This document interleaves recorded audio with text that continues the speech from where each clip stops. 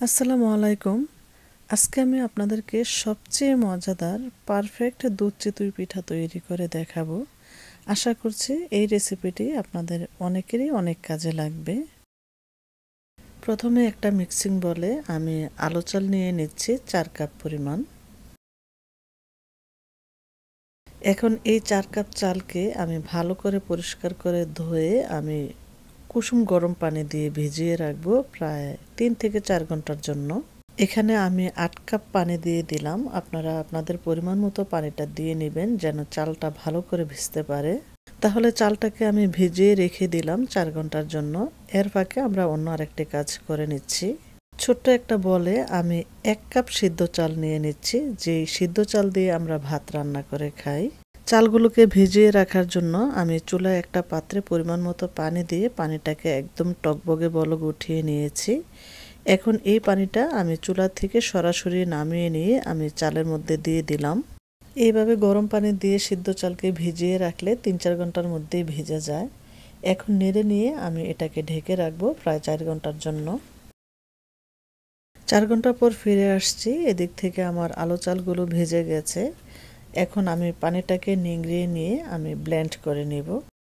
আর এই যে সিদ্ধ চালগুলো কিন্তু একদম সুন্দরভাবে ভেজে গেছে। এখন চালগুলোকে আমি ধুয়ে পরিষ্কার করে নিব। চালগুলো আমি পরিষ্কার করে ধুয়ে নিয়েছি। এখন আমি এখান থেকে 1 কাপ চাল ব্লেন্ডারে দিয়ে দিব।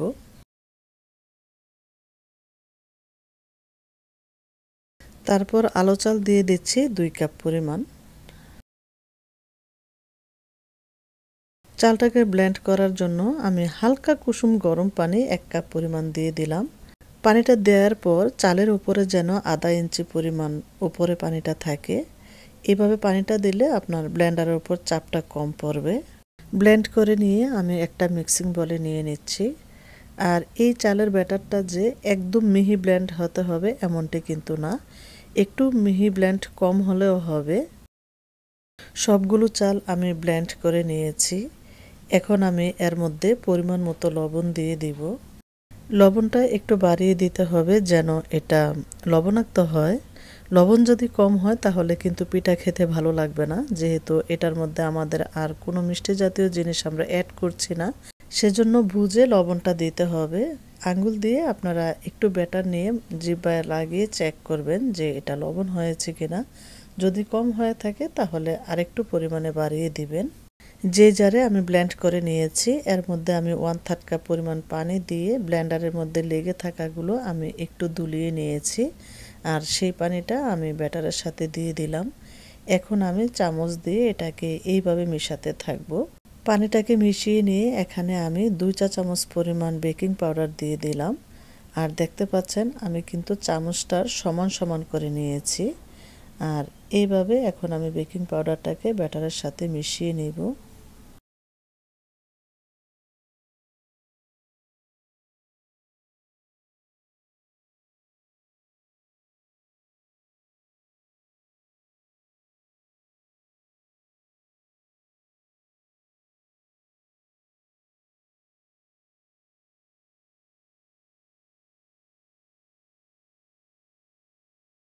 বেকিং পাউডারটা আমি ভালো মতো চারিদিকে মিশিয়ে নিয়েছি। এখন আপনাদেরকে আমি দেখিয়ে দিচ্ছি ব্যাটারের ঘনত্বটা কেমন হতে হবে। এই যে এরকম ঘনত্ব হতে হবে ব্যাটারটা। এখন আমি এটাকে একপাশে রেখে দেব প্রায় 20 মিনিটের জন্য। পিঠাগুলো দুধে ভেজানোর জন্য আমি একটা পাত্রে 4 কাপ পরিমাণ লিকুইড গরুর দুধ নিয়ে নিচ্ছি। আর তার সাথে আমি 1/3 কাপ পরিমাণ নিডু ব্র্যান্ডের গুঁড়া দুধ দিয়ে দিলাম।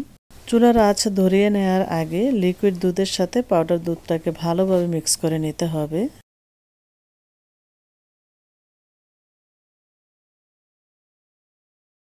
আমি একটা হ্যান্ড হুইস্কের মাধ্যমে পাউডার দুধটাকে মিশিয়ে নিচ্ছি যেন এর মধ্যে কোনো ধরনের দলা দলা না থাকে। হ্যান্ড হুইস্কের মাধ্যমে মিশিয়ে নিলে এর মধ্যে দলা দলা থাকার কোনো চান্স থাকে না, আর কাজটাও খুব তাড়াতাড়ি হয়।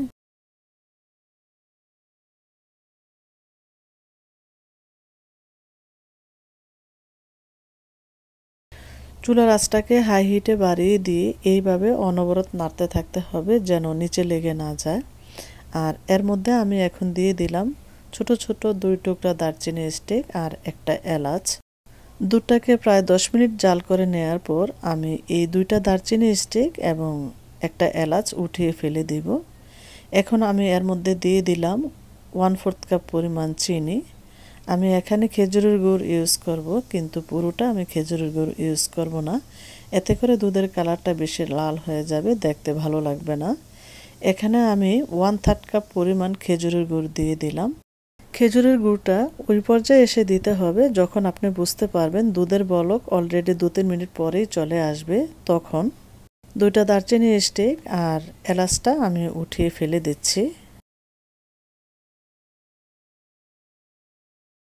এখন আমি দিয়ে দিব এর মধ্যে 1/2 কাপ পরিমাণ নারকেল কোরানো। আমার নারকেলটা একটু ইয়ং ছিল, এই ইয়ং নারকেল দিলেই খেতে অনেক বেশি ভালো লাগে, একটু সফট নরম নরম লাগে। আর এই যে দেখতে পাচ্ছেন দুধের বলক অলরেডি চলে আসছে। দুধের বলক চলে আসার সাথে সাথে আমি চুলাটাকে অফ করে এটাকে ঢেকে রাখবো। দুধটাকে এখন আমরা ঢেকে রাখলাম যেন ঠান্ডা হতে না পারে। আর এই যে 20 মিনিট পর আমরা চলে আসলাম পিঠাগুলো বানানোর জন্য। চুলার জালটাকে একদম হাই হিটে বাড়িয়ে দিয়ে ভালো করে কড়াইটাকে গরম করে নিতে হবে। তারপরে এখানে পিঠা দিতে হবে। ভালো করে গরম করে না নিলে কিন্তু পিঠাটা ফুলবে না। চুলাটা হাই হিটে বাড়ানো অবস্থায় আমি পিঠাটা দিয়ে দিলাম। পিঠাটা দিয়ে প্রায় আমি 30 সেকেন্ডের মতো হাই হিটেই রাখবো। তারপর চুলার জালটাকে কমিয়ে মিডিয়াম হিটে রাখবো যতক্ষণ না পর্যন্ত পিঠাটা না হবে। এই যে আমার পিঠাটা হয়ে গেছে আর সুন্দর হয়ে ফুলছেও। এখন আমি প্যান থেকে উঠিয়ে সাথে সাথে গরম দুধের শিরায় দিয়ে দেব। দুধের শিরাটাকে অন্য চুলায় আমি চুলার আঁচটাকে একদম কম হিটে রেখে এর উপরে বসিয়ে রেখেছি যেন দুধের শিরাটা ঠান্ডা হয়ে না যায়। পিঠাটাকে উঠিয়ে নিয়ে আমি চুলার আঁচটাকে আবার হাই হিটে বাড়িয়ে দিয়ে প্যানটাকে গরম করে নিয়ে তারপর আরেকটা পিঠা দিয়ে দিয়েছি। পিঠাটা দিয়ে ঢেকে দেওয়ার পর চুলার আঁচটা আমি হাই হিটে রাখবো 30 সেকেন্ড পর্যন্ত। 30 সেকেন্ড পর আমি চুলার আঁচটাকে মিডিয়াম করে দিয়েছি। আর এরই মধ্যে আমার পিঠাটাও হয়ে গেছে। আমি প্যান থেকে উঠিয়ে নিয়ে সরাসরি গরম শিরায় দিয়ে দিব। পিঠাটা দিয়ে আমি একটা স্প্যাচুলার মাধ্যমে একটু চেপে দিচ্ছি, তারপর আবার ঢেকে দিচ্ছি। আরও একটা পিঠা আপনাদেরকে দেখিয়ে দিচ্ছি। আর দেখবেন সব সময় পিঠা বানানোর সময় শেষ পর্যায়ে এসে কিন্তু পিঠাগুলো খুব সুন্দরভাবে ফুলে। এই যে দেখতে পাচ্ছেন আমি সাথে সাথে প্যান থেকে উঠিয়ে এনে শিরাতে দিয়ে দিলাম। আমি জাস্ট 5-6টা পিঠার মতো শিরাতে দিয়ে দিয়েছি। আর বাকি পিঠাগুলো আমরা মাংস দিয়ে খাবো। এই চিতই পিঠাগুলো আপনারা অনেকগুলো একসাথে বানিয়ে নর্মাল ফ্রিজে রেখে দিতে পারেন 1 সপ্তাহের মতো। যখনই খেতে মন চাইবে ফ্রিজ থেকে নামিয়ে আপনারা যে কোনো একটা চালনির ওপরে রেখে গরম পানির ভাপে দিয়ে নিলেই কিন্তু একদম নরম হয়ে যায় আগের মতো, বাট আগের চেয়েও খেতে অনেক বেশি ভালো লাগে, একদম সফট হয়ে যায়। এখন একটা পিঠা সার্ভিং ডিশে নিয়ে আপনাদেরকে আমি দেখিয়ে দিচ্ছি। ওপর থেকে কিছুটা এইভাবে দুধ দিয়ে দিলাম আর আমি কিছুটা নারকেলও দিয়ে দিচ্ছি। এখন আপনাদেরকে আমি একটু কেটে দেখাচ্ছি। এই যে দেখুন পিঠাগুলো দুধ খেয়ে একদম নরম হয়ে আছে আর খেতে কিন্তু অসম্ভব মজার হয়েছে। আপনারা ট্রাই করতে পারেন, আশা করছি আপনাদের কাছে ভালো লাগবে। আর আমার ভিডিওটি আপনারা যে যেখান থেকে দেখছেন আশা করছি আপনারা ভালো থাকবেন, সুস্থ থাকবেন। তাহলে আজকের মতো এখানেই বিদায় নিচ্ছি। আল্লাহ হাফেজ।